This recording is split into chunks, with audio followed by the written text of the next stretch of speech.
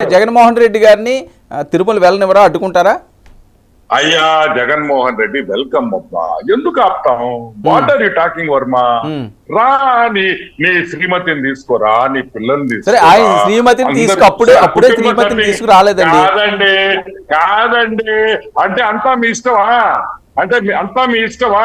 మీరు శ్రీమతిని తీసుకురారు, పిల్లలు రారు, ఫ్యామిలీ రారు, ఏమనుకుంటున్నారండి మీరు? వెంకటేశ్వర స్వామి అంటే మీకేమన్నా అవసరానికి వాడుకునే బొమ్మ? అది కలియుగ దైవం. కలియుగ దైవానికి రెస్పెక్ట్ ఇవ్వండి. రెస్పెక్ట్ ఉంటే రాండి, లేకపోతే రావద్దు అంటున్నాం.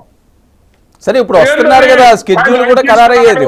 ఆయన రాడు, ఆయన ఒక్కడే వస్తాడు. రా, వచ్చి గుండు కొట్టించుకోమను, తల్లి మన ఎంటుకలి మన దేవుడికి అవన్నీ ఇరు. కానీ మీకు మాత్రం మీరు హిందూ.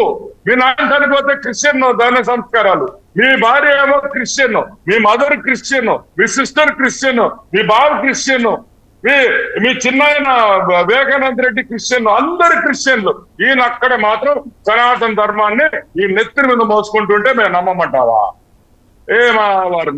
ఓకే, ఇప్పుడు కాదండి. ఇప్పుడు ఆయన నేను పెట్టను అంటారు.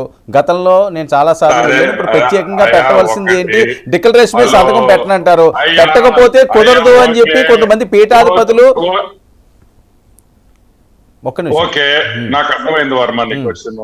ఇప్పుడు సోనియా గాంధీ వచ్చింది, సంతకం పెట్టిందా లేదా? 2 సార్లు. అబ్దుల్ కలాం వచ్చాడు, సంతకం పెట్టిందా లేదా? సంతకం పెట్టాడా లేదా? పెద్ద ఆయన.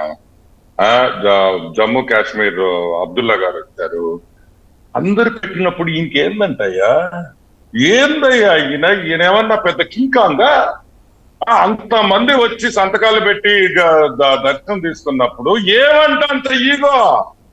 మేము అడిగేది ఏమంత గర్వం, ఏమంత అహంకారం, ఏ వెంకటేశ్వర స్వామి అంటే అంత చిన్నచూపా? ఒక సంతకం పెట్టి తప్పేంటి ఏంటి అని అడుగుతున్నా. పెట్టడు. ఎందుకు పెట్టడు? ఎవరి కోసం పెట్టడు? అది టీటీడీ యాక్ట్ లో ఉంది. ఎందుకు పెట్టడు?